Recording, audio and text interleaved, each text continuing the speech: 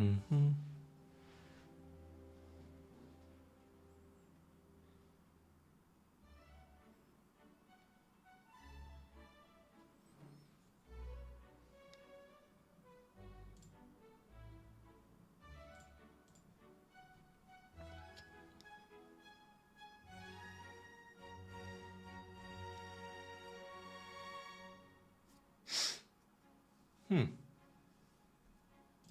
This is not going live.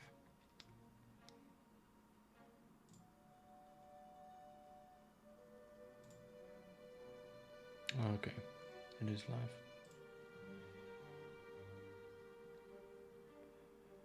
Okay. Hey everyone.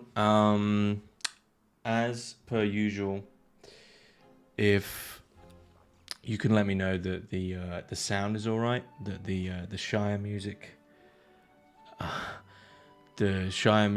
and my mic are good volume. I just need to confirm that I'm coming through to you.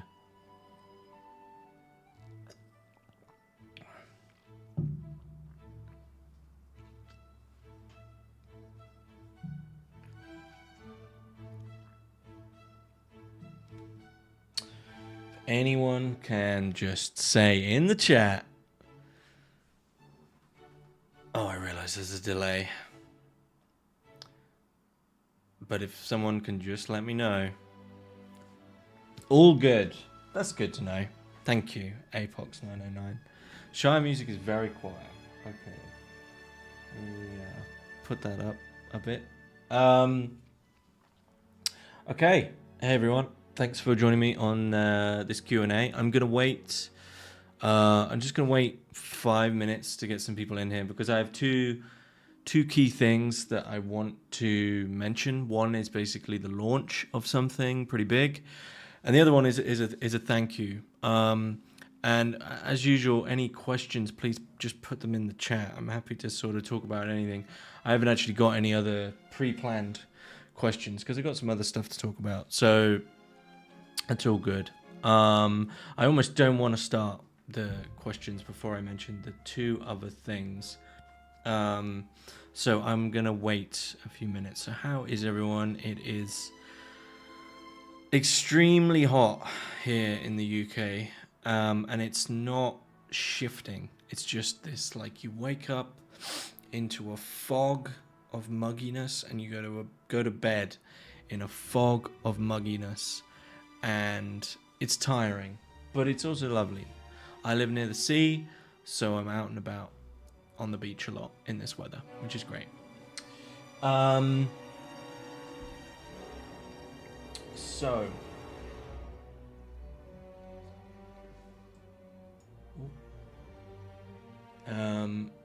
Okay, let me just refresh this page.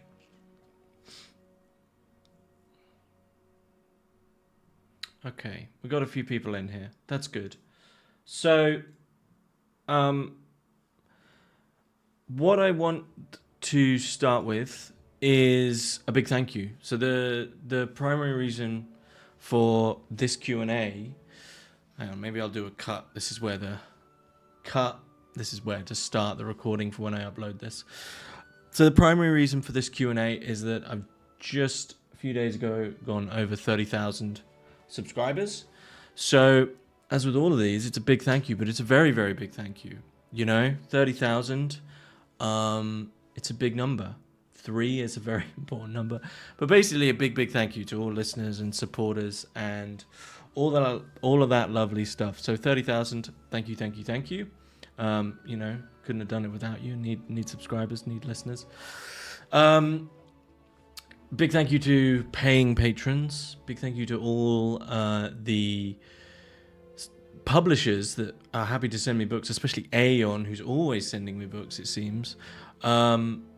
And all these publishers who get in contact with me and send me loads of stuff. At the moment, it's now getting really, really busy. Like I've got a backlog of like 2 months in terms of content, and just so much that I can't quite. It's like finally got to the point where I am having to deny a few, like, or at least postpone a few things because it's very, very busy. But that's very, very good. Now, The other thing, the big thing, which is officially launching tomorrow, but is basically available now. So there's quite a few people in there already. I'm actually going to switch tabs to show you guys. Is the Hermitage. So this is like huge. This is the next step for the podcast. Okay, so quite a few of you will know about this. Basically, the Hermitage is an online. I'm describing it as a living magical community. Okay, so this is, some people know that I've done courses before.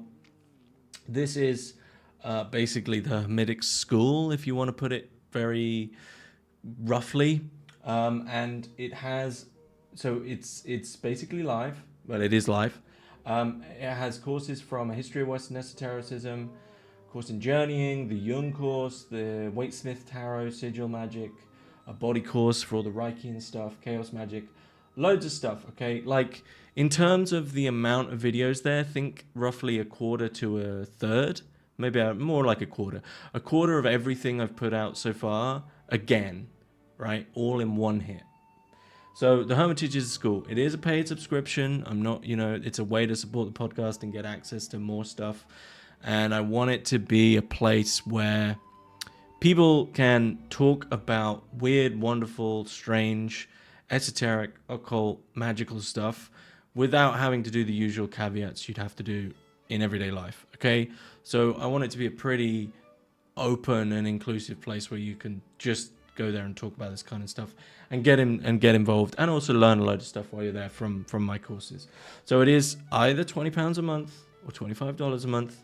You can cancel anytime.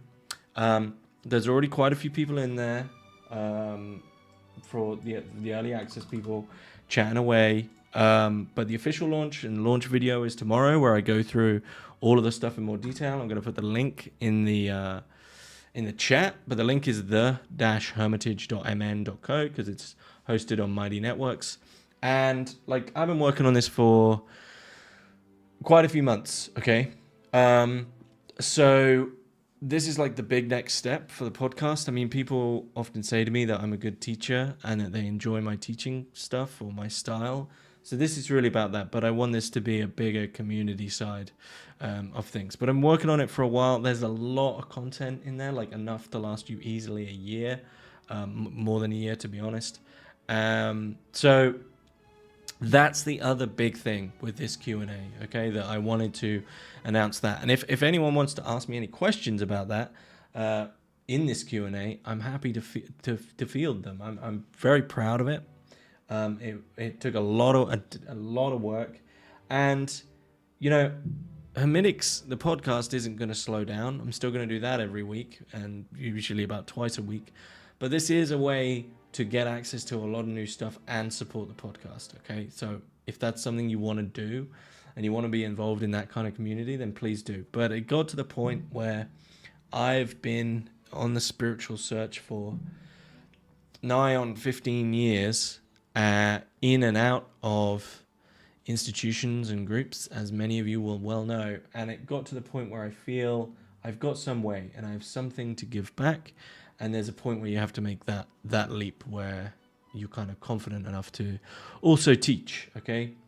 Which is kind of what I've been doing with the podcast for however long anyway.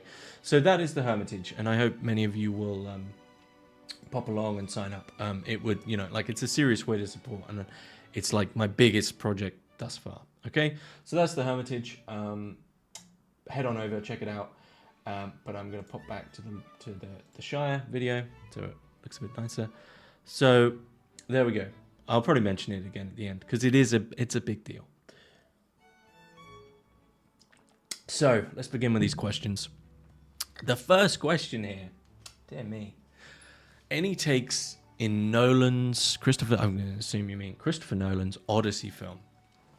Look, here's the question to be had with modern filmmaking. Not only am I asking, has there been a good film of the last 10 years?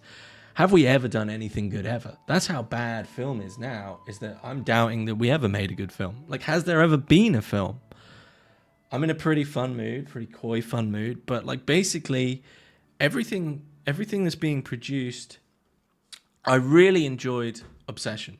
right? But then Obsession is this typical thing where they were limited by the budget. It was a really small budget, as is kind of like famous like now for the fact it's a small budget. And whenever small budgets kind of get good production as well, you get limitation. And everything that's been produced in Hollywood for the last however many years has just been this like gross excess where everyone's getting to do their passion projects that are just basically masturbatory, right? I mean, Vince Gilligan did his the hell was that thing called? I can't even remember what that was called. It's Drawn Out Affair.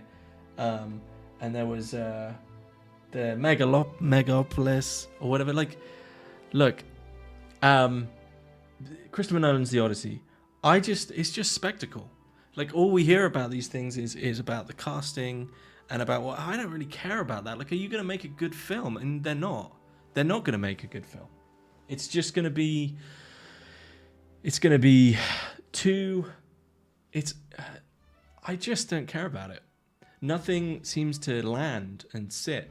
So Nolan's The Odyssey, whatever. Like, all the discussion around it is just not even to do with film.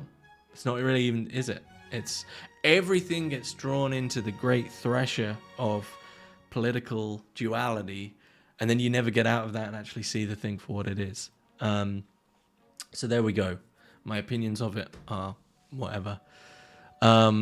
However, Heat, directed by Michael Mann, 1995, could very well be the best film ever made. It probably is. Probably is the best film ever made.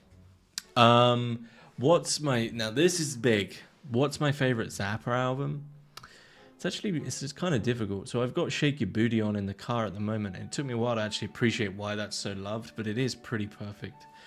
Hot Rats is like, you kind of got to do it by the genre. Like, if we're talking jazz fusion and more jazz than Hot Rats, I would say that my favorite album for like just perfection is One Size Fits All. That's my favorite Zappa.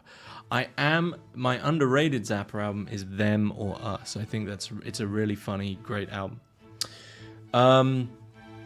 So will the Hermitage have any in-person events?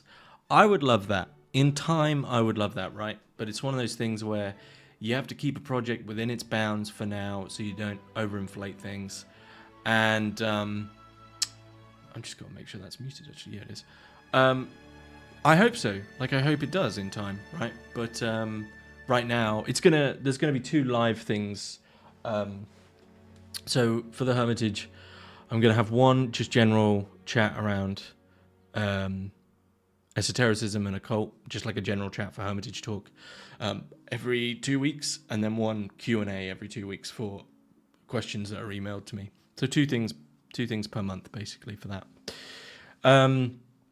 Someone said they enjoyed the mood of Inherent Vice. I was being coy when I said, has any good film been made in the last however many years? But one thing that's difficult with recent films is to kind of pull them out of their spectacle. Like, everyone was going on about Eddington, and everything that releases is the next best amazing thing. And it takes so long to be able to take enough steps back to see, like, is this actually good, or is this the least shit amongst a steaming pile of worst crap, right? I've been bitten a few times where I've thought something was really good and realized, actually, no, like, it's just because it's amongst a lot of bad stuff. So 28 years later was maybe an example of that, where I overinflated it. I think it's still great, but I don't think it's, I don't know, I would have to revisit. Like, all of these films are made in such a climate where you have to revisit them down the line because you just can't pull them out of, I guess we would say, contemporary spectacle, right? So what else have we got here? Cinema as a form of magic. Yeah, I mean, if it changes your consciousness in a certain way, absolutely. I actually use as an example of what it's like to invoke a spirit.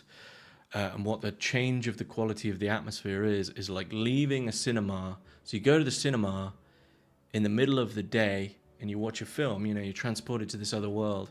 And then that feeling when you leave the cinema and enter into the corridor, and it's like liminality and numinosity is piled onto you very quickly and you're a bit destabilized. That's what it's like when a spirit arrives. Who's my favorite female philosopher? it probably still is Edith Stein, to be honest. I mean, Edith Stein's life is still incredible to me, and her philosophy's great. I mean, Hannah Arendt's not too bad. It's tough to kind of say, like, you know, just quickly sum up a philosopher. There's probably someone I'm missing. No, I'll go with Edith Stein. I mean, I've read a lot. I've read like almost all of Edith Stein, and it was really her single-minded pursuit of truth that made me sort of really feel for her philosophy, you could say. I want to visit Norfolk. Any good recommendations? Don't leave us alone. That's my recommendation. We don't need any more people. Everything's fine here. Everything is peaceful. Everything is lovely. There's nothing here. I don't think I've ever seen anything here, and there's no reason to come here. No, any good recommendations for Norfolk? Yeah, I mean, you go to Norwich. Norwich is a lovely city. There's a place called Blickling Park, which has a hidden pyramid, which is very nice. Any of the national parks in Norfolk are great. I mean, go to the seaside. There's a lot of, obviously, coastline that's beautiful. Go to the Broads. Yeah, it's all very peaceful, but it's very much a specific type of place. Like, people from cities, this happens all the time. People from cities move here because they want to get away. They want to get to the country and find, like, they're very, very bored. Okay, like, bored very. It's a very quiet place. Okay, someone asks, who is my favorite and least favorite philosopher of pessimism? Favorite pessimist is probably, boy, that's a tough one. Least favorite is actually Benatar, because I am like, I wouldn't defend this worldview, but Benatar is the one. So I'm talking David Benatar, The Trouble with Not Being Born, which is the anti-natalist, so it's the peak of pessimism. But my issue with Benatar is, he's heralded as like the ultimate anti-natalist. He's really arguing that he's really taken up the anti-natalist position, and they all flop when it comes to suicide. Like, which is why like Mindlander's the only, like, he's like the true pessimist, right? Because they all end up. Pessimism kind of makes sense poetically, but it gets to the point where it's like, so why shouldn't we not commit suicide, right? For pessimists, especially antinatalists. And they end up doing all these backflips and appeals to like more suffering to someone else, and it just ends up falling to bits. So Benatar is my least favorite because I want them to at least hold the line. Most of them don't hold the line. Mindlander was the only one who really went with it, we could say. My favorite is either going to be Chiron or Schopenhauer. Schopenhauer. Yeah, I mean, Chiron, I don't read pessimism anymore. Like, it just doesn't do any, like, I'm not pessimistic anymore. It can't get roots. Yeah.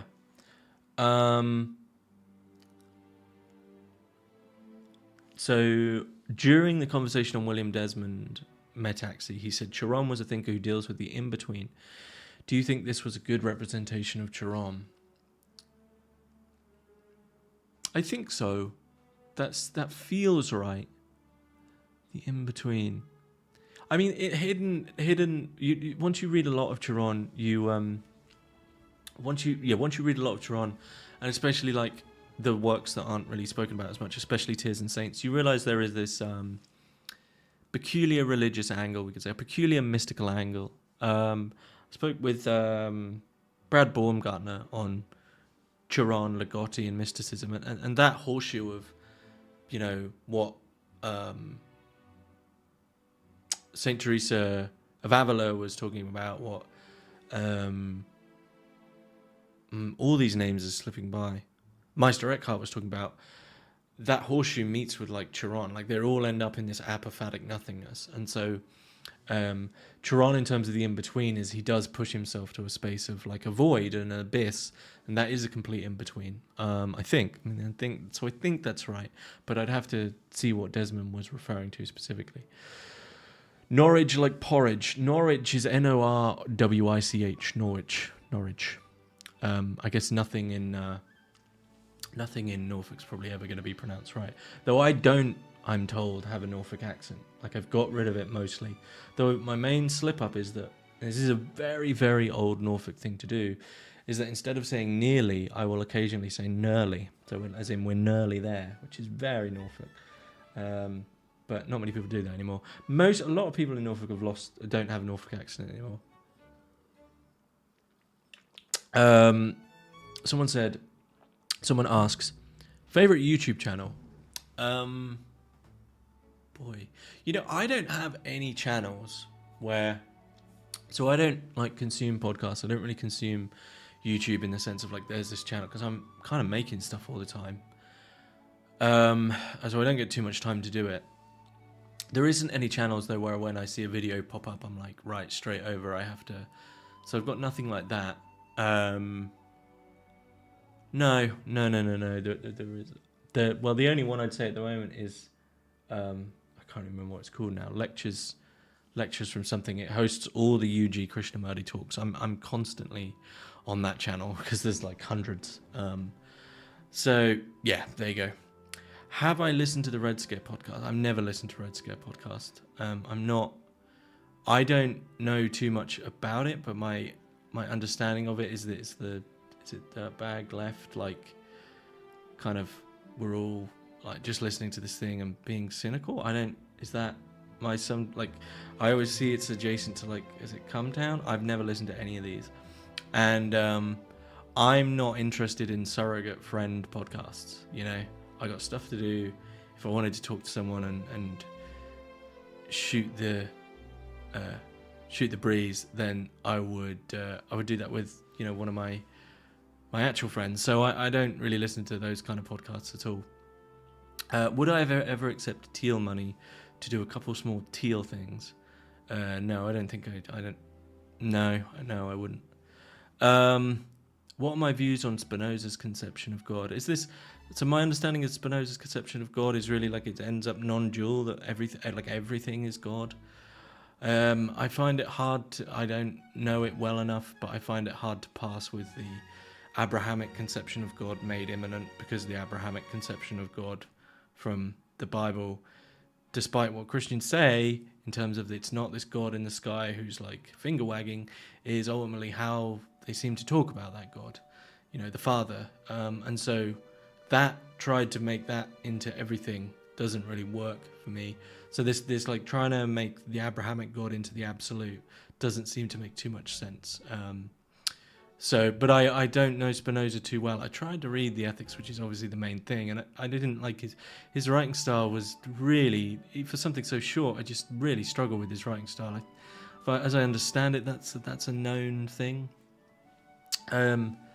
Someone said favourite Hermitics episode this year was Sean McGrath. Sean McGrath was great. He was whip smart and could tell he was extremely wise. I'd love to talk to Sean again. What is my caffeine nicotine regimen to keep myself going reading throughout the day? I have 2 cups of coffee in the morning back to back, which is 1 heaped spoon of instant with 2 spoons of sugar in each. That's all I have. I don't have any more caffeine than that, and I don't smoke. I don't do any nicotine. There's no need for it. I think that coffee, because I know people are probably going to call me out on the instant coffee. I think there's 2 areas of coffee, and I think 85% of coffee is basically negligible and all the same. Instant and even good fresh coffee, basically all the same. When you get to that last 15%, then we can talk. But most coffee stuff is snobbish nonsense. It's just complete crap, and I can't be bothered with it. Okay, so someone said he was a monist. Am I a modal realist or an anti-realist? I don't really appreciate philosophy like that anymore, right? Like, I couldn't tell you really what those mean, because they've probably been picked up by 100 different people. Okay, so what I would say is that in terms of like so you're saying, am I a modal realist or an anti-realist? I don't know what those mean, but in terms of like, this is where I find philosophy for me falls apart and is ridiculous. If someone says, I am a modal realist, like, does that change this? Does that change this? Like, and I especially find that ridiculous when it comes to ethics, because people say like, my ethical stance is this philosopher combined with this philosopher, and I'm like, what does that change? Like in the moment when like I don't know, like a child hit by a car or a cat falls out of a tree, do you go, what You know, like a cat falls out of a tree and hits the ground. What would a Steinian modal realist do right now? You know, I don't. So I think it's all fun, but when it comes to life, it just doesn't work for me. So am I a modal realist or an anti-realist? I'm free, man. I don't know. If you explain to me what those things mean, I think in philosophical terms, a kind of non-dual. But for me, I split philosophy between abstraction and pragmatism. Like, for me, I'm like, everyone's a naive realist, aren't they? That we're here and there's things out there. If you've had a non-dual, if you've had seeing and glimpses, then everything changes a bit and you don't care. But yeah, I don't know. I can't. Who is my favorite 21st century philosopher of pessimism? Boy, this guy wants to get miserable. Favorite 21st century, 21st century. I think Zappa lived through to just beyond 2000. Didn't he die in 2003? So we'll go with Zappa for that one. If you mean literally living, Ligotti's still around. Look, we can put Ligotti in there, sure. I just don't have too much. I don't have too much to do with pessimism anymore, like at all. I just, once you read one, if you want to go and be miserable, be miserable. You don't need to read about it. Someone said they preferred coffee before it went woke. Okay. Jack Lowe, my good friend Jack Lowe asks, what is this? Exactly, that's the question, isn't it? What is this? What is going on? What is going on? What is this?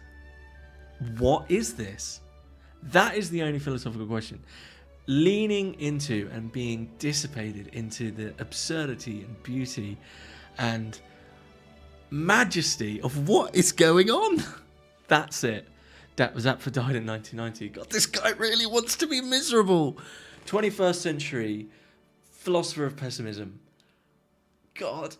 I don't know. That's really nice to think about as well, because I don't know, and that's a good thing, because there was a time when I would have known. Look, Ligotti. Fine. Whew. I don't need that in me. What is this? It's better. Right. Favorite pre-Socratic. Heraclitus is pre-Socratic, isn't he? Heraclitus is like one of my favorites of all time. I adore Heraclitus. Big on. I do like Thales. Everything's water. It isn't. I do like the pre-Socratics though. I don't like how Heidegger used the pre-Socratics. I mean, if we're really going there, Ludwig Klages is my favourite pre-Socratic, right? The Pelasgians, pre-Socratics. How do I listen to music? As in the format, album front to back, playlist. What is my setup? I don't have any fancy setups for anything. I have these crappy headphones that have gone through the wash, and when I listen to music, I will sometimes listen to it on a walk, but often I will sit back. Like, the real way to listen is, and I am a bit of a stickler for albums because they've been made that way, you know, and I think there's something to be said for, like, to talk about albums. Yeah, so I don't have any fancy setups, and I try to listen to albums, because if I don't listen to full albums, I end up burning out songs, right, and end up just like, this song's incredible. I'm going through a lot of Sun Kill Moon at the moment, and I'm just burnt. Like, I'm like, this is the most incredible song, and I'll just listen to it over and over until I hate it. I do that with a lot of things. I did it with mint ice cream recently. Yeah. Modality. Okay, philosophy time. Modality refers to things like necessity, contingency, and possibility. So if you're a realist, then you would believe in the objective existence of these things. You know, I've got to a point with philosophy where I just don't know what that means. I'm sorry, Mockwed. I'm trying to be fair to your question, but that's no longer philosophy for me. Like, I think it has to be engaged with this, right? It has to be engaged with, you know, it's just very detached. Like to what end? What happens, right? If we say, right, if someone's really worked it out, someone's really worked out modal realism, right? And we've figured out that necessity exists or contingency exists. What changes, right? Like what moves, what changes, okay? That's like where I'm at with it. It's fun to read, but it has to be connected to what's practical for me. Yes, okay, what's the more profound question? What is this? What is this? Or what is this? Ooh, I think they're all the same. It's because it's all this. It's all this. It's all this now, which isn't now, because you can't have the now. Ever read Van Eyck? Is Van Eyck? Was he the follow-up, like the kind of post situationist? Because I think I tried, and I remember it being quite dense in the style, but I do vaguely remember trying to do that. But I haven't. I can't say I have. No More Pessimism. What's the most optimistic thing I've ever read, or I've read? Blimey. Most optimistic. But then the problem with optimism is that optimism equally leads to a pessimism. And it's the same duality. So I'd be equally disgusted by something that was needlessly optimistic. In a sense, right, this might sound silly considering that it's kind of is Lord of the Rings, right? There is this deep feeling at the end of the Lord of the Rings of hope and joy, and that they've made it. Even how, Frodo's got the wound, Frodo has to go to... All of that can be read pessimistically, absolutely, and they're in a dying world, but there's such a deep courage and honour and friendship in Lord of the Rings that I would have to say... And maybe The Hobbit, right? Like The Hobbit. Does seal align in any significant way with what Christianity describes as the soul? Where is the overlap, or is seal just too resistant to define? I don't know. I don't think so. I mean, Klages really is he's an explicitly anti-Christian thinker, and seal in my own understanding, the seal as the body were once one before Geist came in as a wedge. I would think that Klages would say that the spirit and all the theology that Christianity is aligning itself with is the Geist, is the wedge, and the seal and the body as one prior to this wedge, so soul and body as one, is just immanent. It just is that, which is why I think, why I do read Klages as this very strange Western non-dualist, really. Yeah. So I think seal is very resistant to definition, though. Yeah. Okay, we're back to Mockwed. What I can gather from the podcast is that you dislike the reductionist, mechanistic approach to understanding the world. Given this why, would you demand pragmatism from a discipline like philosophy? I do think maybe it's the one place where I am with Marx, which is like the purpose of this is to change the world. To the degree that you're reading, I was, and I mean this, and I will stand by this now as someone who's been in it, because it was a deep moment that I had where I thought, what is all this worth? Which is, to the extent that you've been reading philosophy, which is the study of wisdom, for 10, 20, however many years, and you're still a miserable, nagging arse who no one wants to be around, what is the point? What's... And you could then say, we're trying to figure out bigger questions. No. It's all obfuscation and avoidant.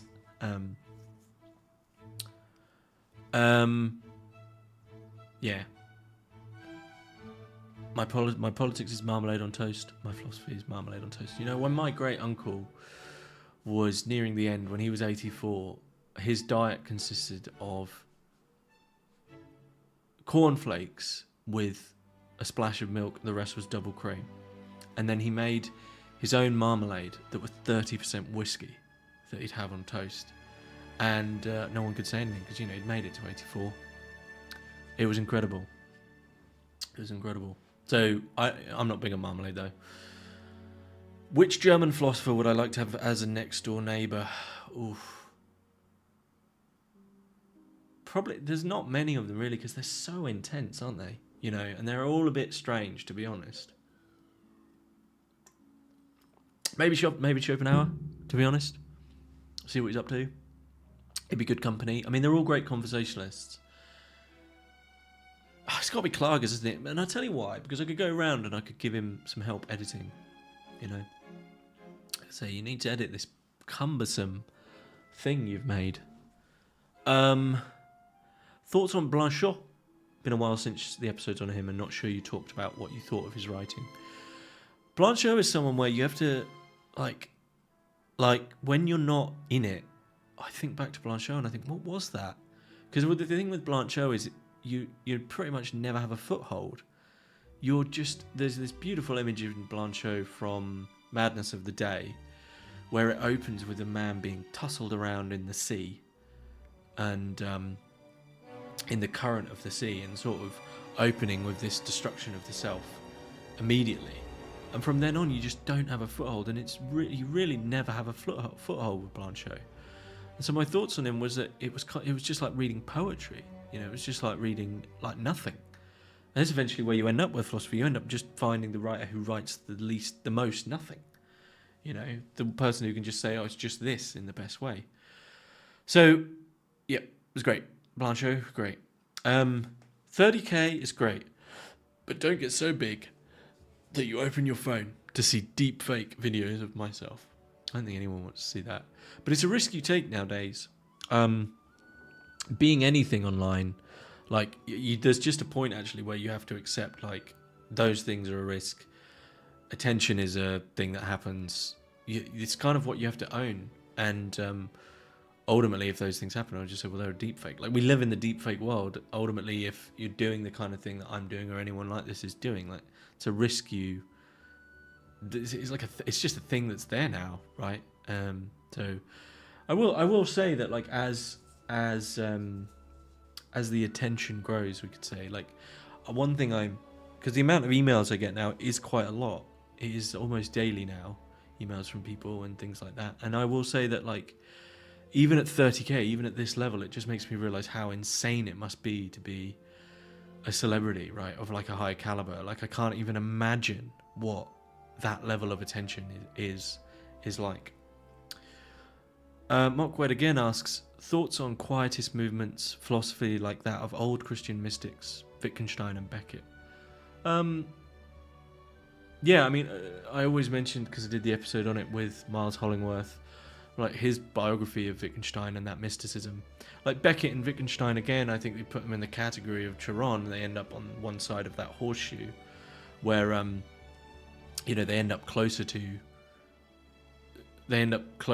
God in that empty abyss. My thoughts on it, like I don't know too much about quietism, but those traditions just seem to be left by the wayside, especially as religion ends up politicized as it emphatically is.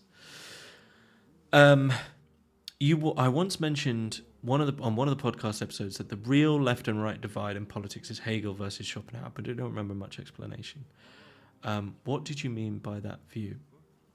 I think I still hold to that. I don't know if I'd put it exactly onto the left and right, but there's something in, because as far as I'm aware, and I'd love to talk to some scholar about this, as far as I'm aware, no one has really done a book on the Hegel-Schopenhauer split, which is a very, very key split. And this is when someone sends me a book called The Hegel-Schopenhauer Split.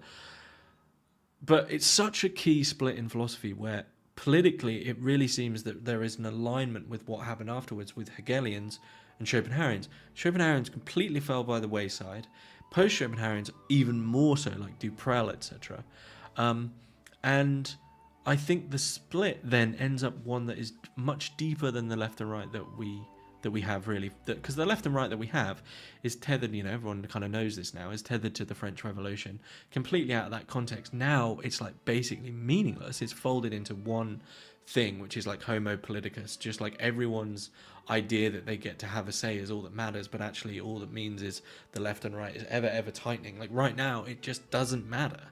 Like it's just a techno political singular voice that just with no differentiation in it. Like the idea of like, when someone says to me like, who are you voting? I'm like, what do you see? What are you looking at?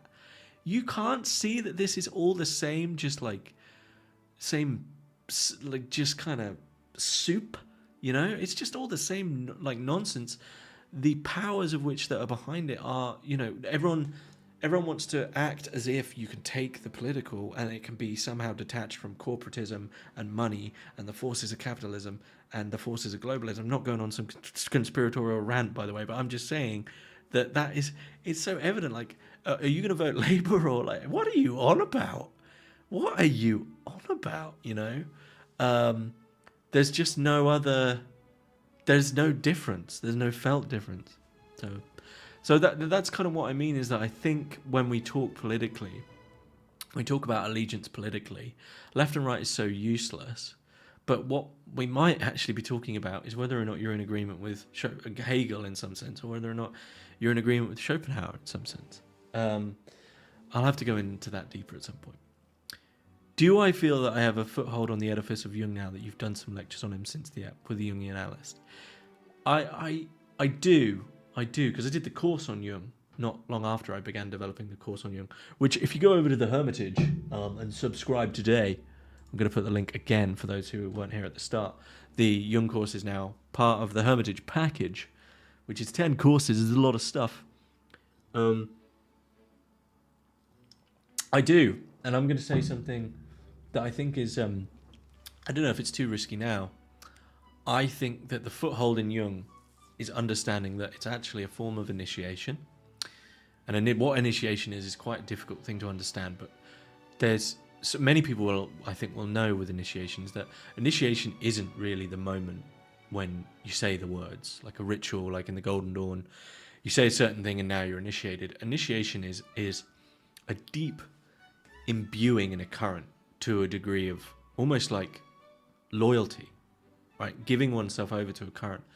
And so you're initiated in Jung in the sense of so many philosophers where you go, I know what they're on about, but I can't really articulate it. And I actually think that my foothold in Jung was understanding that my personal understanding, and it's a risky position you could say, is that so much of it I think is meant to be taken on your own with just a real courage. I'm definitely not denouncing psychoanalysts and Jungian psychoanalysts. That's kind of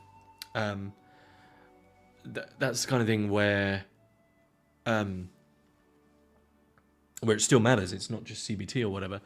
But I think there's a real solo courage to be had with Jungian work.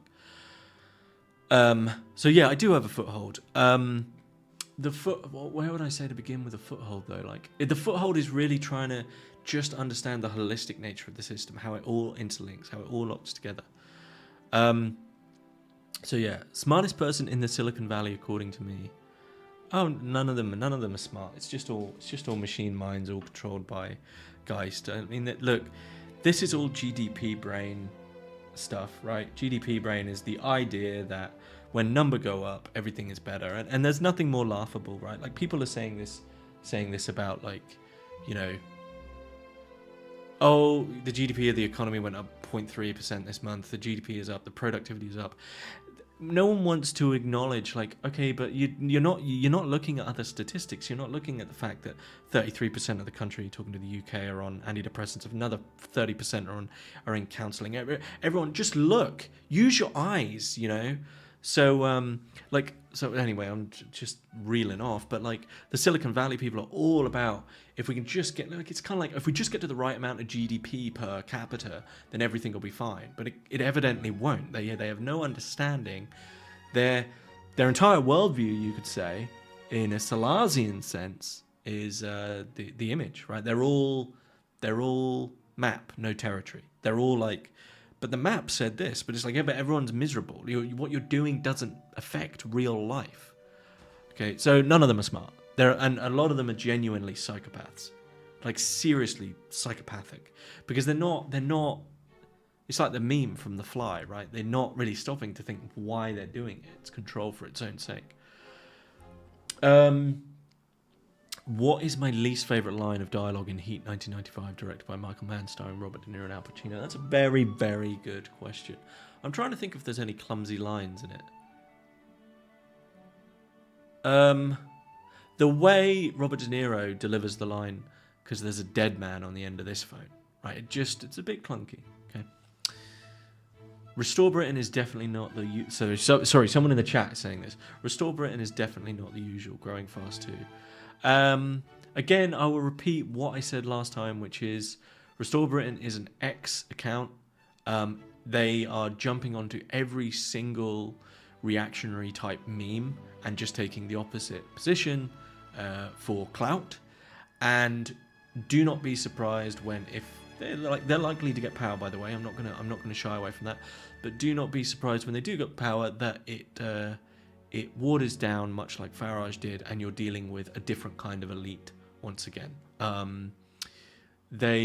Whether or not they're answering the questions of, how, which, again, I'm not going to deny what they're doing differently, because they are answering the questions of how they're going to deliver all these deportations and stuff. But there's like a meta question of how is that going to happen? Okay, so yes, this is live, by the way, posted in the chat. So what I would say about Restore Britain at this point is, yes, they're still just an X account. I don't think Makersfield is anything to go off. The X rabbit hole, with the amount of virality that Musk can give things, really increases people's pigeonhole when it comes to X. I would say, though, to be fair to them, they are the bit largest one of those types has ever got. Whether or not that changes anything remains to be seen. Farage will, as he currently is, shoot himself in the foot a lot more times before the next election. We'll see where they get. Yeah. Someone said, I've talked about both desiccated life and disenchantment being a myth. Is it only a myth if someone has an openness to the occult hidden? Otherwise, desiccated life feels valid.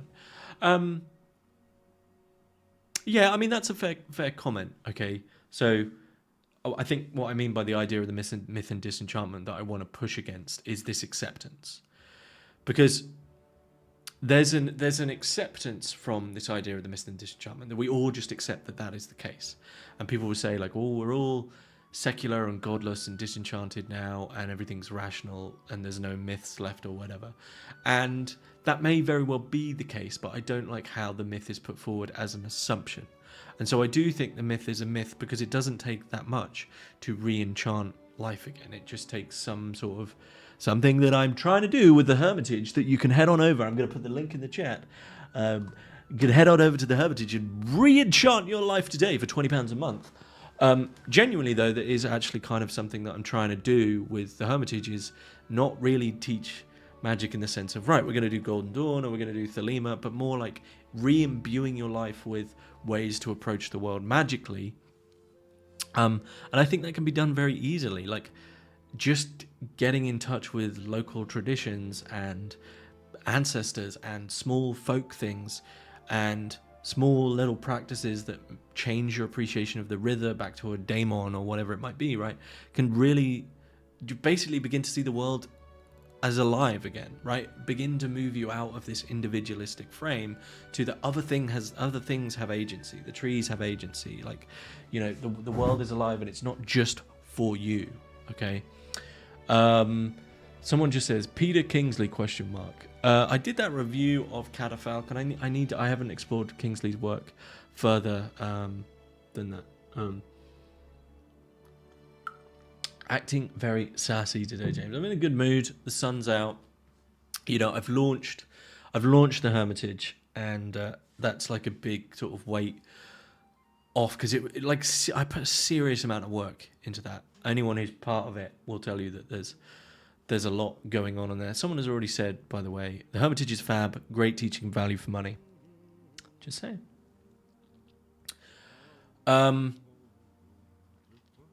have we got here? Would I choose to be born in an extremely wealthy household? Rich people tend to be bored. So my line it comes from Jordan Belfort, actually. And I think it's a really great line about money, which is where he says, money can't buy you happiness, but a serious lack of money can buy you a vast amount of unhappiness. So what I would say is, though, that there are irreplaceable lessons learned intuitively when one is poor. And I've been poor. I've lived paycheck to paycheck. I've been in the place of like, which loaf of bread is cheaper. I've been there. So there are irreplaceable lessons that you just cannot, there is no way because you have to have that absolute skin in the game. You have to actually, rich people being put artificially in those conditions just doesn't work. So, I mean, would I choose to be born wealthy? That's such a peculiar question. I know it's a rhetorical that I can't answer, sorry. Someone said, I have said that I've fallen into serious depressions at times in my life. I have. What would you say to someone going through a similar thing? Boy, this is such a risky place. Because what I want to say is like risky, because it's the only thing you can do. So I'll say that after what I've said. So I'll start with very practical stuff when you're in a serious depression, right? Very practical stuff is, don't be hard on yourself, and for the time being, put all shame and guilt aside. Just say like, you know what, I can come back to that. I can be shameful later. But the thing to do is to actually be so kind to yourself in a very practical way, right? And I actually mean that in the sense of like, because what people don't see about depression and serious depressions is things fall off that are going to be a bit of a pain down the line. Okay, so like if you go through a serious depression for a long time, you stop looking after your hygiene, you stop looking after your teeth, and then that bites you in the ass down the line. You stop looking after your nutrition. Okay, so what I'd say in terms of like practical advice when you're in serious depression is, if you're struggling, like let's take one example, if you're struggling to find the energy to cook, don't feel hard on yourself for buying healthy ready meals, right? Try find these like cunning ways to make it so you do drink water and you do go for a walk. Like, say like if you go for a walk, then that means you get to have a fucking nap or whatever, right? Find all these cunning ways to just basically look after yourself in a time when you haven't got much energy. But the thing I want to say is give up. Because as someone who's been there, there's no amount of that self, that depressed self, that does find a small amount of enjoyment in it. I remember that there's this strange, maudlin, mundane comfort. Like, a depression. I can still, if I wanted to, I could probably get back to that, like, laying in bed with a cover over and it's winter and your body is like 10 times its own weight and you're just like, I just want to die. And there's like a weird paradoxical cold warmth in it that you're enjoying. And that self, whatever that fucking voice is that's talking, it's never gonna get you anywhere. It's never gonna get you anywhere. And you gotta just give up. You gotta say, you know what? I remember Paul Hederman talks about this, where he was at a real low point and he just said, I've got to hand this over to something bigger than me, because clearly I can't do it. And whatever it is that's talking about the depression, whatever it is that is depressed, whatever it is that has that current identity, is not going to be the thing that can get you out of it, because it's so attached to it. And I know when you're in it. Look, I know when you're in it, that is the last thing you want to hear. But when you finally get out of it and you will see that. And so you kind of got to have this, like, it's almost like paradoxical. Like, my advice to someone to being depressed in the sense of giving up is be depressed, because so much of your energy when you're depressed is overturning, like, how do I stop being depressed? And you end up doing these things that are anathema to the energy that you have. You end up like, right, I'm going to get up tomorrow, I'm going to work out, and I'm going to cook everything, and da-da-da-da-da. And you end up exhausted, and you end up shaming yourself because you're not doing these things. If you're depressed, be depressed. Sink into it. Like, what is that like? And then you'll find it's kind of like when you have a pain. If you think about the pain, it becomes even more painful. But if you just like, wait, what is this? Suddenly a lot of whatever the pain was goes away. Okay, so it's paradoxical advice, very difficult to do when you're in it because you're a certain identity. But yeah, how do I prevent the all-pervasive scientific mindset from entering the process of creating projects like the Hermitage? You just create what you want to create. I don't look at stats. Very dangerous thing to look at stats. Speaking of which, I'm going to refresh the page to see how many people are watching me right now. It's pretty important.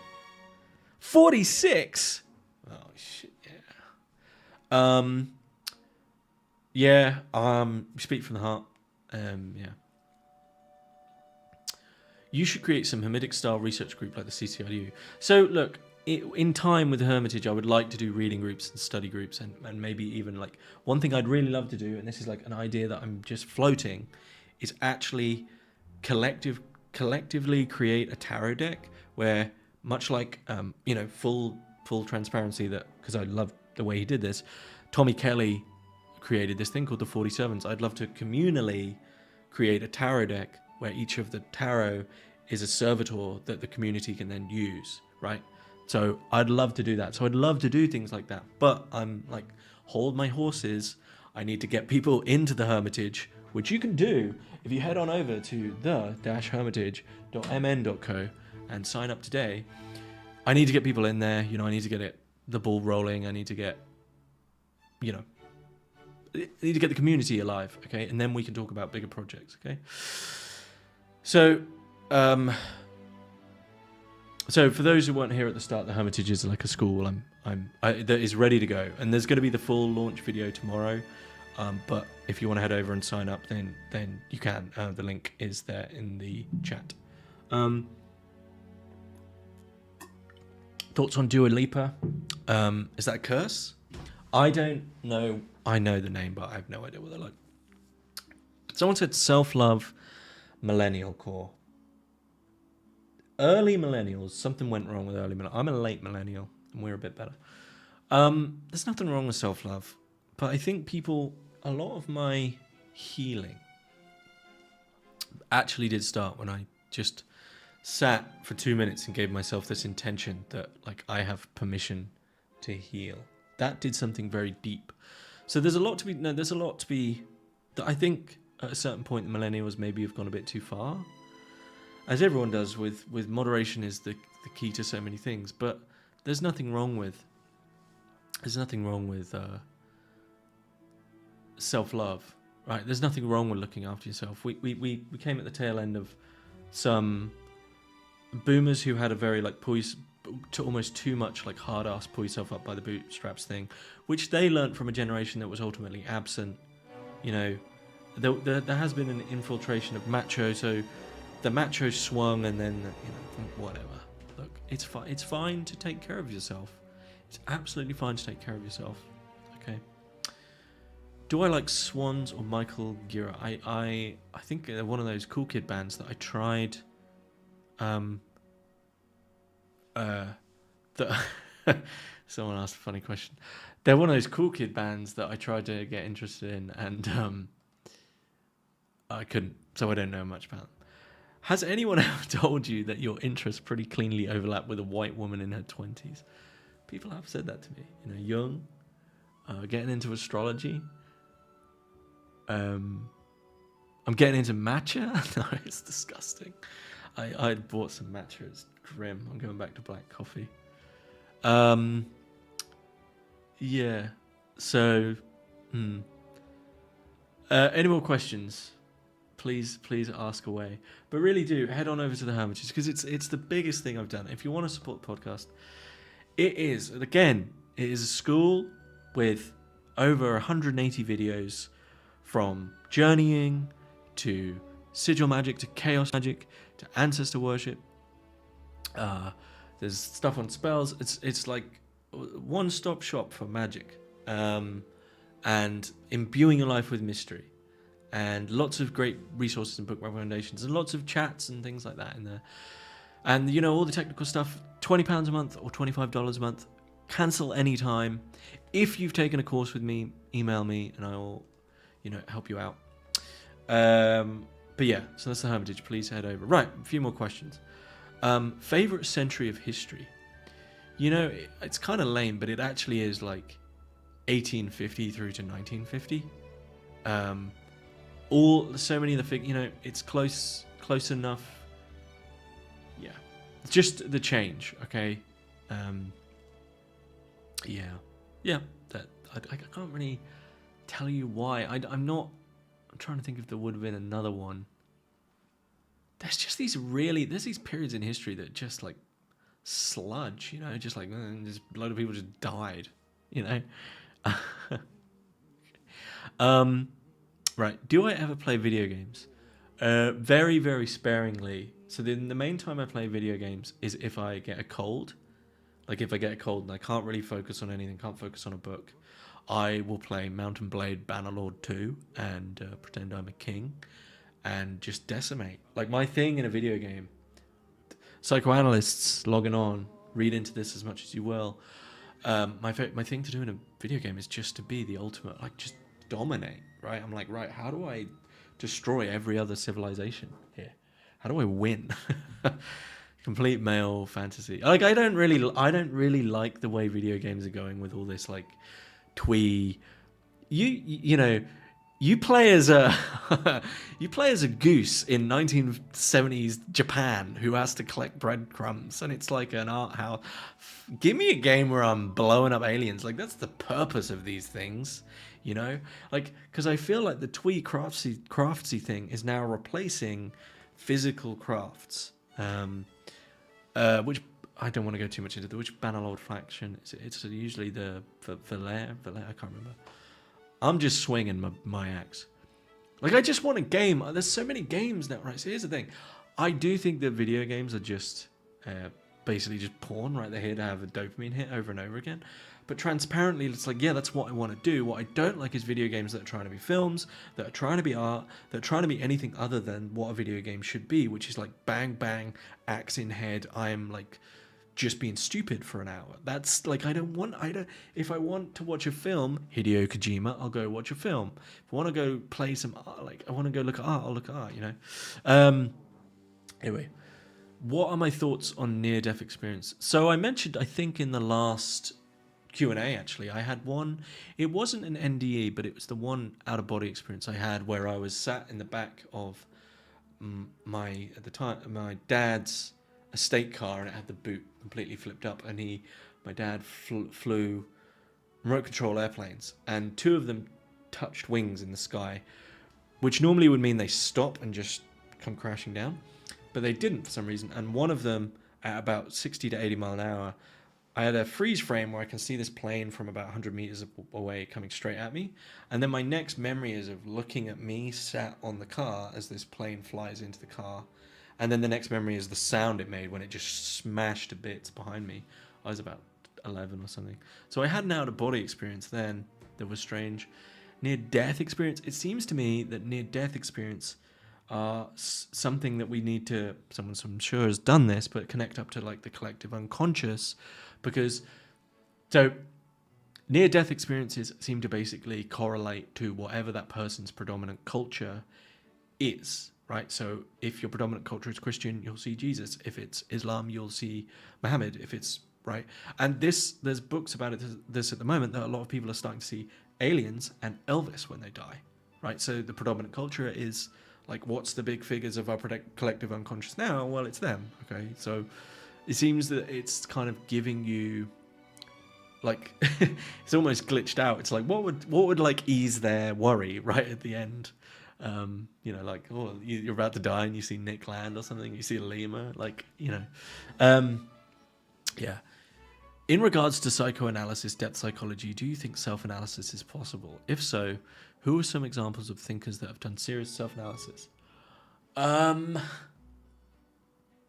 I think it's possible? Well, I think that's what people are probably doing with AI, is self-analysis. My answer is absolutely yes, but because like you really, the spiritual search has to absolutely be alone. You can join groups and you can be initiated, but it's really off your own back. And as UG Krishnamurti says, you have to have the courage to stand alone. So I do think, like, obviously self-introspection for growth is possible, but it's off the back of a lot of pain. Whether or not self-psychoanalysis is possible, I mean, you could test it for yourself and lay down and talk to yourself about a question. That usually seems to help, right? I mean, a lot of what seems to help with, in terms of psychoanalysis and therapy, is that thoughts are tension. Thoughts literally are tension.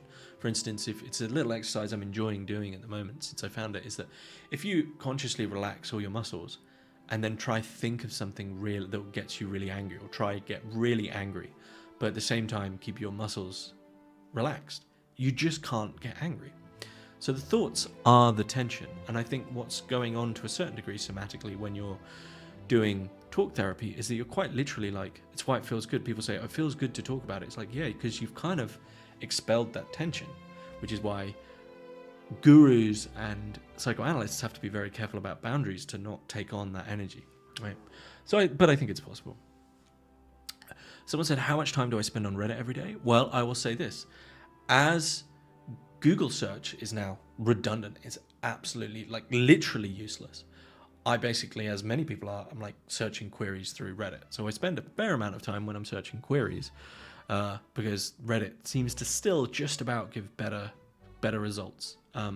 If anyone's got, I've a search engine they could recommend, please hook me up. But all these new ones, they just don't seem very good. What's my favorite work by Robert Anton Wilson? Prometheus Rising. So Prometheus Rising was one of the first ever occult alternative books that not only did I read, but I remember the exercises being so simple that I was like, did them, and it was my first thing of like, what John Michael Greer, this stuff works, and like, oh, okay, like that has actually worked. Yeah. If someone's subscribing, thank you very much. Don't know if they're being sarcastic, but do I think star signs are meaningful? To a degree, yeah. I mean, they're as meaningful as MBTIs and certain things like that. But a lot of this is that pop astrology is just vastly different to like Hellenic or Vedic astrology, because Hellenic, and especially Vedic astrology, will tell you things like, John Michael Greer talks about this with Aleister Crowley's natal chart, his horoscope. John Michael Greer talks about how it's incredible how Crowley ended up where he did, because if you read Crowley's chart, it basically is like, this guy's meant to be a middle manager, which is really what he was set up to be, like just to be the middle manager of his father's company and continue on Crowley Ales, I think it was. But so you can push against it, but a good astrologer, same with a good tarot reader and a good anything, will tell you things you don't want to hear. So they're important, but always look for like things you don't want to know. So if someone reads your star sign, it's like, you're creative and you're open and you're all you have is gifts. Like be wary, right? What would I have to say to a person who finds meaning, beauty in things that I consider shallow? Get away from me. Get away from me, you cretin. That's what I'd say. I don't know. What would I say? I'd say fair enough. Good for you. I wouldn't. I'm not going to judge anyone really for anything. Just live how you can live. Recently, I've been getting recommended Trench Crusade lore videos. Okay. Do I apply Pascal's wager frame of mind to the whole meaning of universe subject? If not, then how would you deal with the possibility that all of what you believe in might be wrong? So I find Pascal's wager very crass. I've always, I'll come back to that question because someone has mentioned I'm teaching a magic course. I'm starting a magic school. It's there in the chat, thehermitage.mn.co. There's the link. The official announcement is tomorrow, but I did mention a bit in this earlier on. I'll mention it again at the end. I'm not going to mention it again until the next person asks about it.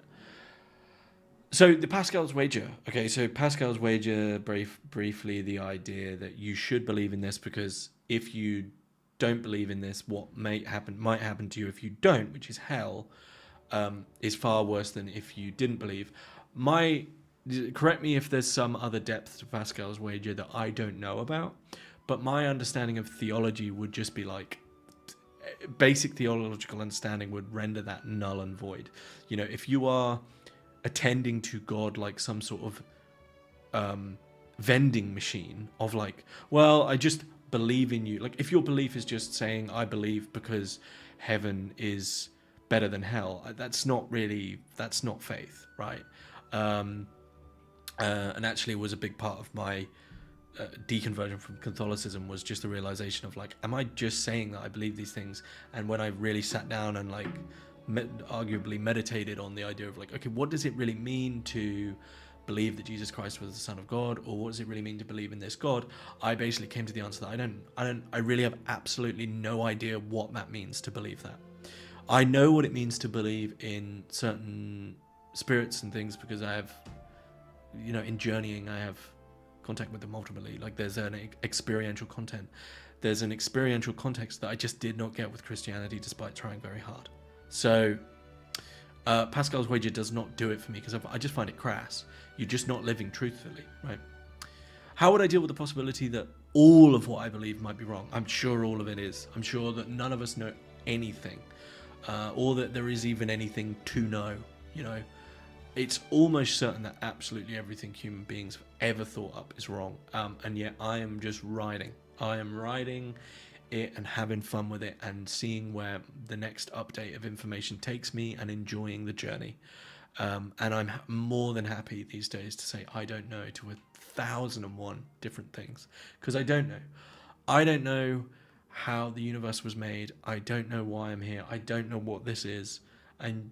But in terms of like, well, you might ask, how does that square with spiritual stuff? I would say what Crowley said at one point, which is brilliant. I think it's in Magic Without Tears. He says, well, it seems that when I do certain things, certain other things happen, right?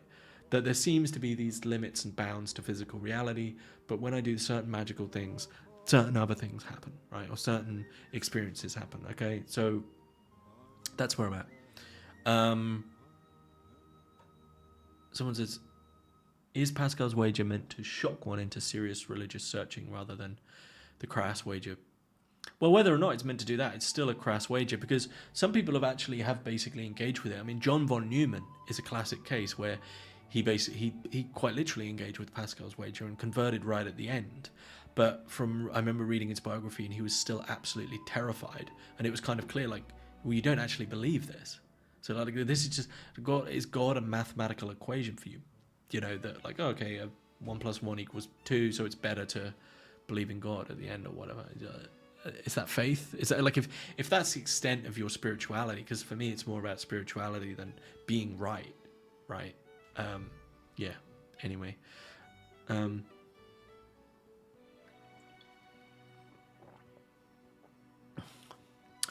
gone through some of the book and your lectures, but I've wondered what inspired you to spend such significant time analysing meditations on the tarot.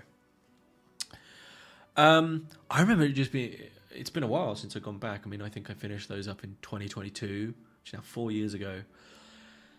I just remember when I read it, it was just such an absolute treasure trove of just Tom Berg's understanding of theology, as far as I'm concerned, was very, very deep. I hadn't at that point really found someone who'd actually, one, tackled theology at that level of depth, two, was more than happy to entwine esoteric symbols without being afraid of them.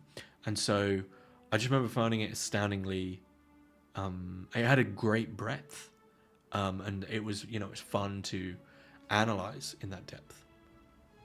So yeah. So as there's more people here, I will just say again, the main reason for this is the 30,000 subscribers. Thank you.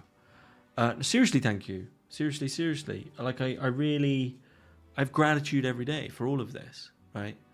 And the Hermitage is going to be big, and we're going to have fun, and we're going to do some crazy stuff, and get in there, and it's a way to support the podcast, and I'm going to keep doing Hermitics, and life is beautiful, everything is great, like, seriously. And I'm very graced. Like, I have an incredible life, I have absolutely nothing to complain about, and everything is brilliant, and I should be on my knees thanking life for how good it is every day. So thank you all for your support over the years, because we're at about 8 years now. So yeah, 30k. Here's to things getting bigger and growing and growing. And if there's anything anyone would like to see or me tackle, or even like a format that you might want me to do, please let me know. At a certain point, I want to, when money's a bit better, I could say, I want to buy. So if anyone's got any recommendations for these, let me know, because I've got one bookmark, which is a DJI like handy cam. I want to do more videos where I'm actually out and about, because I actually think better, and I prefer being. I'd like to just do more talks that aren't just me like, here I am again in front of my computer. Okay, so yeah. Do I think children? Blimey. Hopefully, yeah. Do I think children deserve to die in a war?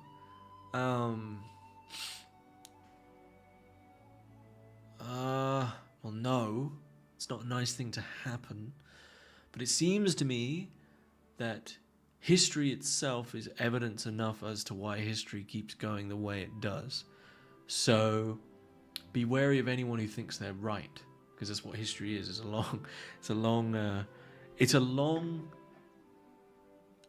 is a long rope with many knots in it of people who refuse to say they don't know. So, but I don't think children deserve to die. Oh, deserve in a karmic sense. I personally have no personal experience of karma or karmic debt. Like, there's not something I have experience of. The idea that there's some sort of sudden stop at the end of life, that death is in any sense different to life, doesn't seem right. There's, as far as my experience, which is the ultimate authority, it's all we've got. As far as my experience goes, there's no hard stops in anything, and everything just keeps going. So maybe I don't know what happens, but nothing has happened to me that has shown me, anything. So karmic sense, no, it's not nice things to happen. Yeah. Why haven't I found some rich patron to bankroll me yet? I don't know. I mean, I guess maybe I don't need all that money just yet. I'd also be wary. I'd be wary of that, because at the moment it's still very communally. It's still. I haven't really thought about this, but it's still very communally supported, right? Like, as soon as you get this kind of one major benefactor, that's usually where it ends up. Like, oh, I'll do this, but you have to be this way and not talk about this, or talk about this all the time. And I never want to do that. It's really nice, by the way. I've got a new neighbor, and we talk about philosophy, and he ended up into the podcast, and one day he was like, oh, I can't be bothered to subscribe to a patron, so he gave me 60 quid in cash, which is great. That was nice. John's probably watching this. Hi, John. Have I ever visited the East? No. I don't travel very much. I have very deep roots. I have very, very deep roots, and I don't... The people I see traveling, I've written about this, I wrote about this on my blog, that, like, I don't know what like, they don't come back. It doesn't do much.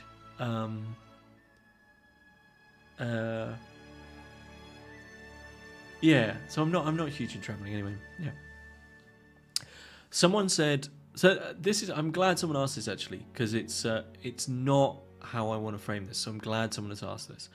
Someone said, would you say you're picking up the mantle left by Gordon White with your new school? My video about him was great. He will be missed. He will be missed, and thank you for your comments about the video. The answer to that is no. So I was developing this before Gordon died, and I don't see myself as picking up his mantle. But I will say that it was, as I was developing it, I was like, I didn't realize how much he influenced me, and I'm kind of very, very often in so many of my videos in the Hermitage, mentioning Chaos Protocols, mentioning really Gordon's way of seeing what magic is and how it is to live a magical life. And so, no, I don't see myself as picking up the mantle in that sense. I think everyone has a different way of appreciating these things. So yeah, but you know, there is already people who've joined who said that like they were and are still part of the RSPM. So there's gonna be overlap, and I hope there is. But the real emphasis is that, again, is the living community thing, because I found that what I've been searching for that is more difficult to do with just the podcast or just a Discord, and does ultimately need the kind of gated, like, you need to subscribe if you're kind of, and that's not just me trying to get money. I mean, money's nice. I need to eat. I'm not going to deny that. But something in the sense of giving, like, value for value. But the thing I realized that I really wanted was, like, I really want a place where the key thing is not having to caveat mentioning strange things, right? Like, if you're like, you know, I woke up today and I'm having weird energy in my legs, or I'm feeling the fire element in my head, or I had a journeying where I spoke to Eros or whatever. Like, I want a community where, like, you can just mention those things, and it's not like where we don't have to keep tiptoeing like we do in people say, oh, I know this is weird, or I know we're in a secular world, or I know this might just be psychology. I don't want any of that crap. Like, I want to just throw that away and say, like, can we just talk as we're experiencing things? So that's kind of what I want from it. What is the gender split of the channel? I believe it's roughly 75 male, about 23 female, and then the rest is other. Yeah. Someone said, are females better equipped to practice, understand things like the occult, magic, and spirits? I think there's certainly a different appreciation, a different approach, from both male and female. Better is, I don't know, you know, there's different. Everyone has different. I don't have an answer for that question. Just because everyone's different, everyone's unique. Yeah. So yeah, the aristocratic impulse. Maybe. I'm a bit of a. Maybe I am. The water where I'm living in Norfolk it's so hard. It's 300 milligrams a litre. 300! It's absurdly hard. And I've ordered a filter for my tap, and it's got PFAs. It's dreadful. I'm just saying this because it's awful. Will the community have a voice chat or forum? It has. So the Hermitage has 4 DM chats and a general chat. So they're like themed, and there is like a feed, and I will add things in as needed. So there are places where we can post and comment and discuss things. Absolutely. So there's 4, and I will be doing 2 live things a month in there. One will be a general chat, and then one will be more of a Q&A about questions that people have emailed in. Have I ever read Ibn Arabi? He's on my reading list, but I haven't. Favorite pen to write with? I do have one, and I accidentally hoovered it up, and it's gone now. I mean, I'm not going to bother with that anymore. So I'm a big fan of Sharpies. I'm a big fan of Bics. Real good flow. Yeah. What would I say? What would I say to someone grappling with gender identity? What is a good way for a person to go about it philosophically, psychologically, spiritually? You know, I don't actually have advice for that.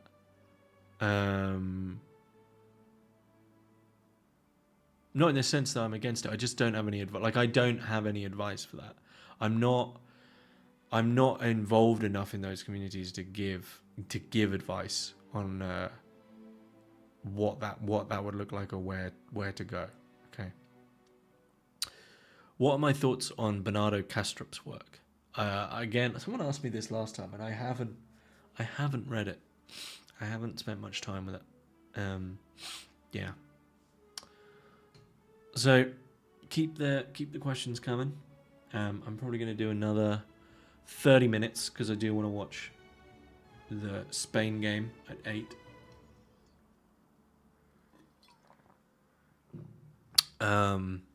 Oh, I will say this.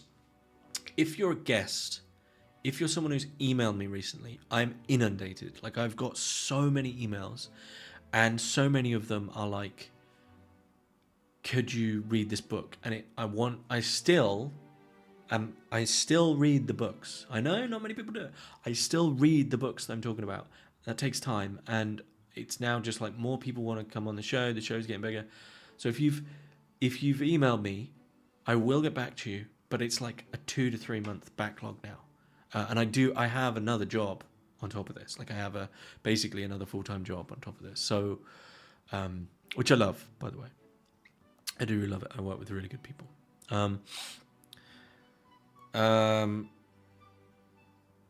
What brand shaving cream, aftershave, or cologne? Shaving cream I don't use. I use Dove soap. So when I shave my head, which I do with a double edge, I use Dove. I just get Dove soap and I do it in the shower. And I use Dove soap pretty much for everything. I don't use body wash. Now, aftershave or cologne, I have a few. So I have a Mont Blanc Legend at the moment. I have I'm gonna forget. I do have quite a few. I'm into my aftershaves. The aftershave I use the most is Florida water. It's Aqua de Florida because it's a spiritual purifier. Hang on, I'm trying to think of There's the one that JFK wore. I really like that. That's a good aftershave. That's a good cologne. There is. It's like a light blue, like oceanic, very light, citrusy one. I'm trying to think of the. I can't think of. Sorry. Have I ever tried fountain pen? I had a Lamy fountain pen for a while. That was nice, but I just don't use it enough. What are my thoughts on Apocalypse Now? I think it's one of those films that's just absolutely rated where it should be. Like, it is a masterpiece, but it's one of those films again that you really have to sit and take in. But I'm not. So that is Coppola, isn't it? See, now Coppola is a master of it, but I don't rate The Godfather that highly. Like the whole cinematographic sleekness, like it's one of the most beautifully shot films ever, but that beauty hides just people that I have no interest in their lives. Because if that's the whole point of the film, then it succeeds, because that beauty, because people have this kind of ambition culture, aspirational culture around a lot of gangster films. Like, a lot of gangster films are so beautifully shot, like Goodfellas or Casino, and you end up with this strange aspiration. Same with like Wolf of Wall Street, where actually what's literally just beneath the surface is just the greasiest, most horrible fucks you can imagine, right? Someone said it's a surprise that I engage with things like World Cup. I'm not big on football, but like when it comes to the World Cup, I'm not a misery guts. You know, like, it's enjoyable. I watch my team. Same with people who are like against the Olympics. Like, just shut up and enjoy it. Like, enjoy life. Get over yourself. You know. Oh, the opening for the Olympics was satanic. Oh, shut up. Get over it. You know. There's hydration breaks in the world. Just enjoy a thing. Right? This is what philosophy does to your brain. Do I spend more time in real life or online lately? Well, online is real life. I am better at like coming onto the PC for a purpose. But a lot of my friends are online now. But I walk every day for like at least an hour. I live by the sea, so I spend a lot of time on the beach. I go to the forest. Like, I find a good balance. Favorite TV shows or movies? My 4 favorite movies are all about autistic men having their special interest almost be ruined by a woman. So Harold and Maude. Harold was interested in funerals, and he falls in love with Maude. Heat, 1995, directed by Michael Mann. Neil is interested in robbing banks and almost has it ruined by a woman. What's the other one? Phantom Thread. No joke, these are my favourite films. Phantom Thread is the other one, and Tombstone is my one. Favourite TV shows: Utopia, the British version, True Detective, and I always just forget. There's loads. What's one of the craziest jobs I've ever had? I've had loads of jobs. I worked in early years school as a teaching assistant. I worked as an archery instructor. I worked as a pizza chef. I worked as a cocktail barman. I did have a paper round. I worked in retail. I worked for a camping company. I was a carpenter. Is there any more? There's a few more in there I've probably forgotten about. I was a kitchen porter. So yeah, I've had a few. I haven't had anything crazy though. What's my favourite Thomas Bernhard? The Lime Works. The Lime Works. Is there a grain of truth in the misogynistic stance? No. I mean, I don't know what that stance is. There just one? No. I will say that I see a lot of this on Twitter. Just a certain type of man that's just... Someone sent me a tweet about this earlier, like something about the percentage of the economy that is to do with women's spending, and it just had this real bitterness about it. And there's nothing more tiresome than a man that's annoyed at women enjoying themselves. And that's such a thing. The angry man annoyed at women having fun. They can't even be around them. It's crazy. The Sopranos. The Sopranos is top. I mean, look, when people ask favourite anything, my mind goes blank. And put 3 fictional characters into a room. King Oberon, Midsummer Night's Dream. Captain Ahab. And the Judge from Blood Meridian. I don't know. Do I like ambient music? Yep, I like the Disintegration tapes, and I like Aphex Twin ambient. I like a lot of ambient music. Yep. Do I think that Utopia espouses an antinatalist stance? There seem to be a lot of people that sympathise with the stance. Yeah. Do I think in real life community is required, or are online communities sufficient? It depends what we thought. I think even meeting just once or twice, meeting like once a year, there's something extremely important in terms of community about, even because online communities are all text, for instance, there is a difference between them and online communities where people meet in video. So the closer you get to actually connecting is very, very key. And just meeting once, like, you form a connection, right? Yeah. Do I like Charlie XCX? Did she do the Diet Pepsi song? Twin Peaks is good, yeah. So we've got about 15 more minutes, so if there's any more questions. Just going to refresh. Check the numbers. See who's in here. No way, 50? It's crazy. Does that mean we will get a Hermetics in-person conference someday? I mean, maybe we will, right? Maybe we will have I have dreams of this, of getting the big, like the guests that are frequent, Greer, Paul Bishop, Aaron French, and getting them all to a conference. But like, people don't realize just how few people participate or even say they're coming to something. So the numbers dwindle so quickly. It's like you'll get 1,000 people say they'll come, and then when finally you announce how much it's going to be, it's like that goes down to 200, and then like it's so difficult to just get eyes on a thing, and also it's like money, right? Like it does come down to money and organization and paying people. So maybe when the Hermitage is bigger, like when, because it's going to be, then sure, I'd love to do that. But you don't want to be leaping too far forward when you're not there. But I would love to. If you had to live a fictional character's life, whom would it be? Man.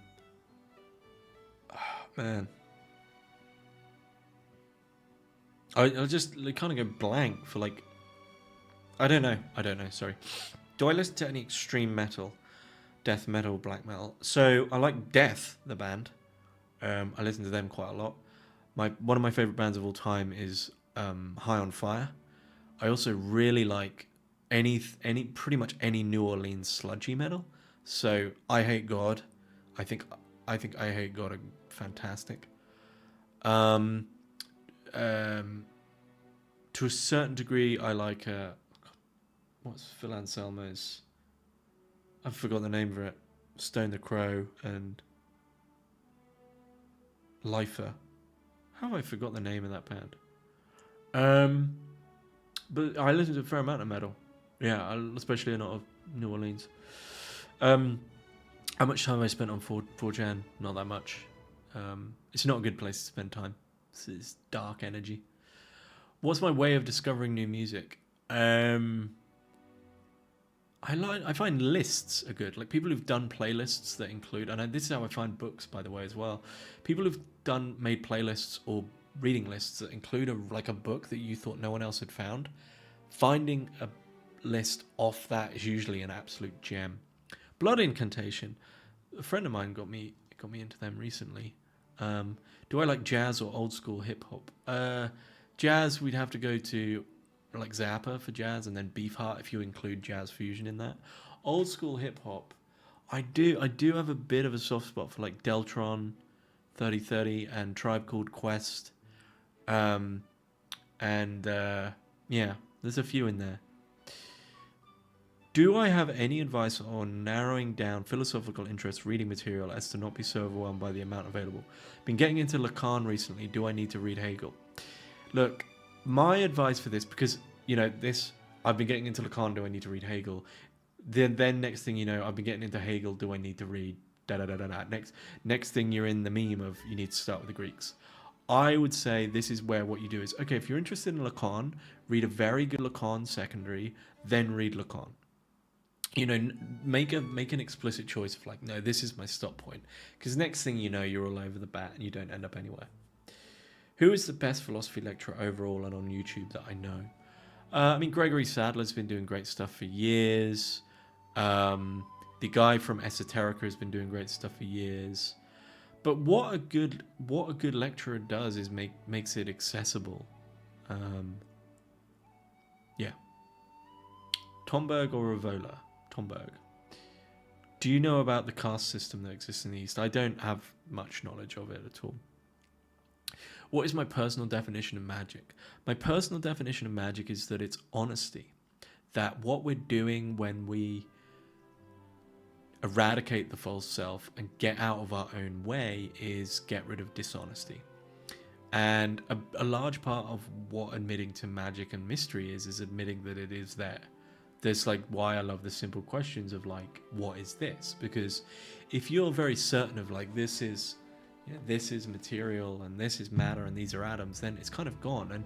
But the more you look at it, the more like I'm like, this reality seems pretty cobbled together. I don't know what the hell this is. And so magic is it took me a long while to get to this point, but magic is honesty. It's about burning away the dishonesty of the false self. And the more you burn that away, the more you become nothing and things can flow through you. And the more you look into non-dual and people who've really become nothing, you notice that by doing that, the other things appear to them. So that's my definition. Do I have a favorite New Thought writer? I do like Neville Goddard. I do like Napoleon Hill. If we're including them in it, then I do like Barry Long. I do like Vernon Howard. I have quite a few. Like, I think New Thought is a bit reductionist, but that's the point of it, right? Thoughts on the whites-only settlement that started in America? I have no thoughts on that. Do I have any interest in Husserl's philosophy? I've read both volumes of Logical Investigations by Husserl, and I no longer have any interest in Husserl's. What I love about Husserl? That he is down to the wire. People jump at how tough he is to read, and it's true, but it's because he doesn't want you to. He doesn't ever want you to veer off. Have I ever been initiated? Did self-initiations, and I guess Catholic Church is a type of initiation, so yeah. Do I know where Jordan Peterson is? If I had to guess, I would guess that he's very, very ill. And he's had something very serious happen to him. And probably he was under an insane amount of stress. Any female role models? Boy. Yeah, quite a few. I mean, like Jean de Salzman from the Gurdjieff work. My great auntie. Edith Stein. Eros. Yeah, there's loads. Yeah. Yeah. So 10 more minutes. And what I will do for the last 10, I'm going to go back over to the Hermitage because I said I'd mention it near the end. So here it is.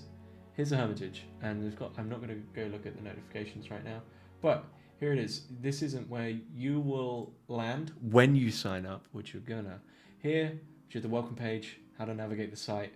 There's a roadmap because I do plan on more courses, and then there's all the courses down this left-hand sidebar. So the Foundations of Magic, History of Western Esotericism, short course in Journeying, Carl Jung, Waite-Smith Tarot, Sigil Magic, and these all have an absolute ton of content in them. Okay, so there's a lot of stuff here, and it's, as I said, that's the last time I'm going to mention it, but £20 a month or $25 a month, and it is also supporting the podcast, so that's the Hermitage. It's the last time I'm going to mention it in this video. There's the full launch video coming tomorrow. Okay. Am I familiar with John Trudell, Native American activist? I'm not. I'll look him up.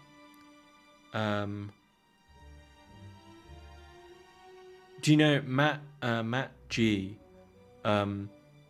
When Edith Stein went to see, this is a rumor, but I'm fairly sure it's true.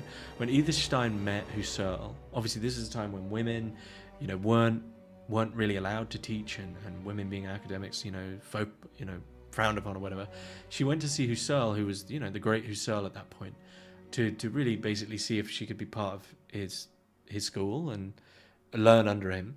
And the rumor has it that she just said to him that she'd read volume 2 of Logical Investigations, and he was like, "That's enough," right? Like, and I can kind of, even he knew how difficult it is.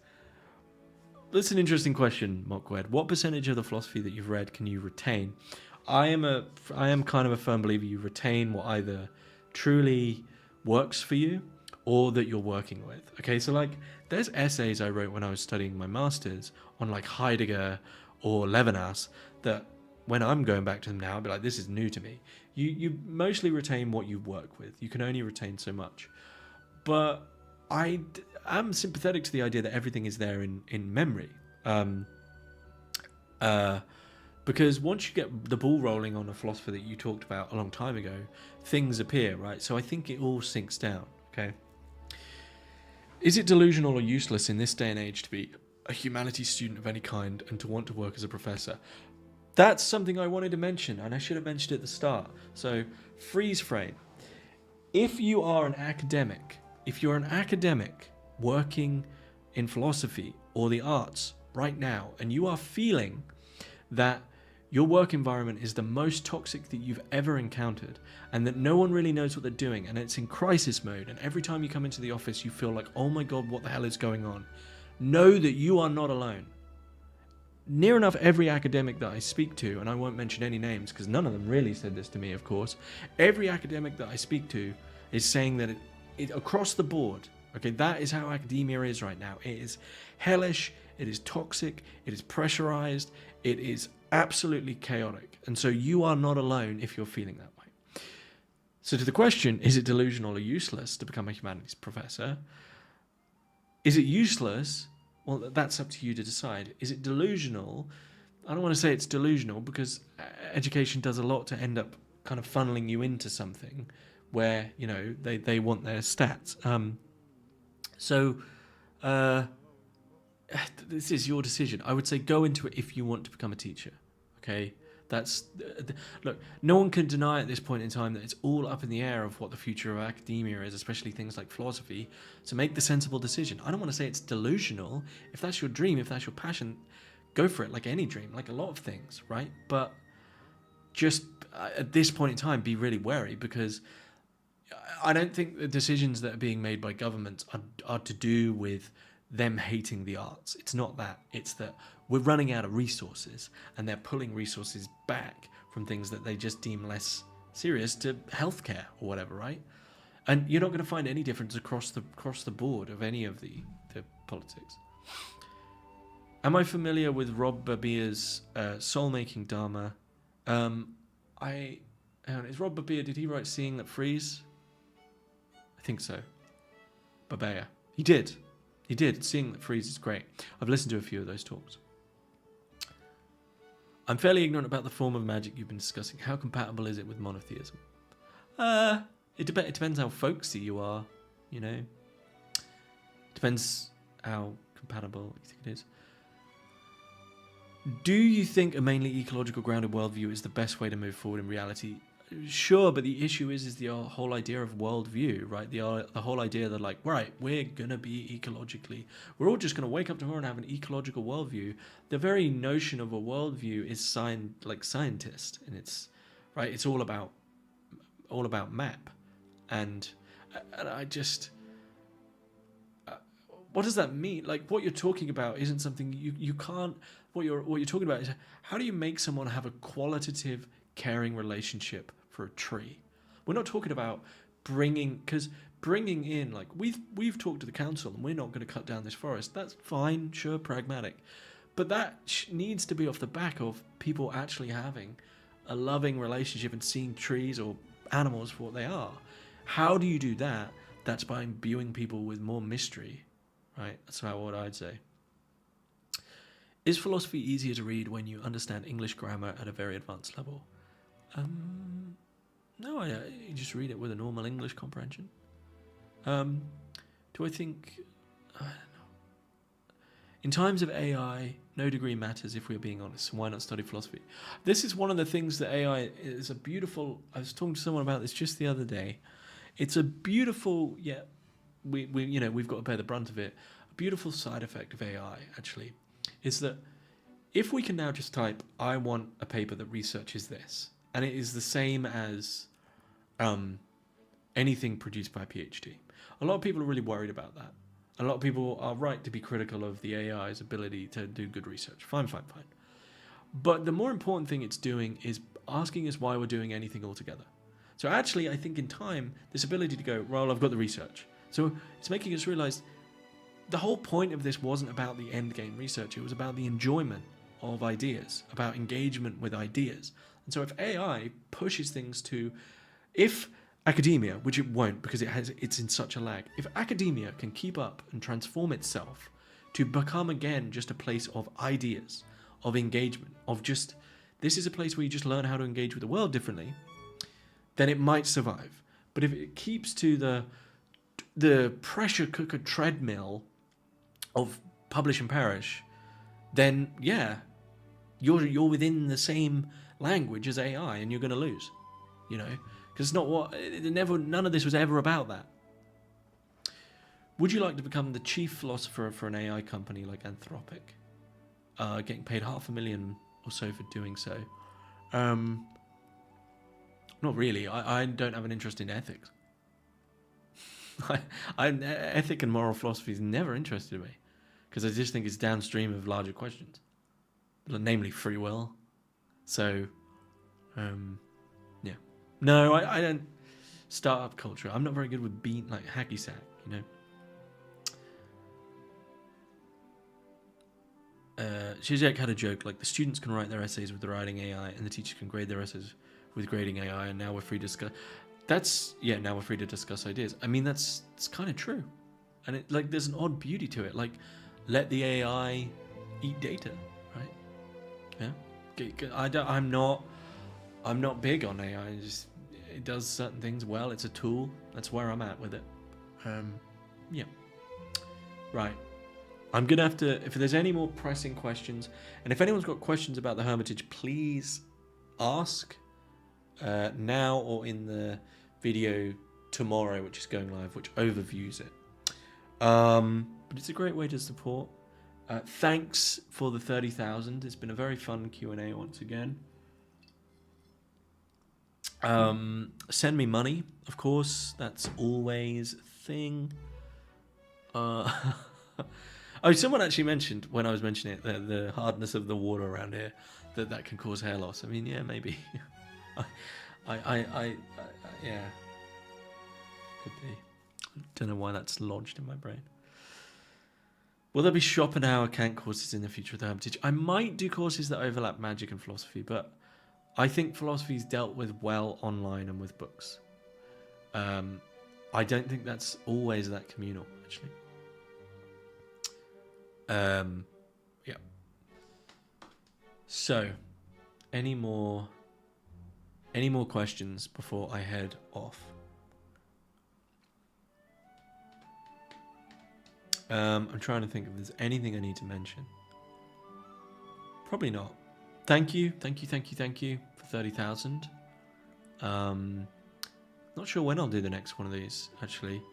And I guess be on the lookout, because there's going to be more content that is good content. There will be like teasers of the courses that are on the Hermitage to entice you in. Truest expression of love. That's a good note to end on. Just being able to just be. Pure acceptance, allowing, openness, vulnerability. Beautiful, beautiful, beautiful. Right, love to everyone. Thank you all. 30,000, big times. Everything's good. No one's got any problems. Everything's beautiful. And thanks for all your support. All right, guys, I'm gonna head out. I'm gonna get some dinner, and I'm gonna watch the football, and I'm gonna enjoy life because it's beautiful out there. Stop reading pessimistic philosophy.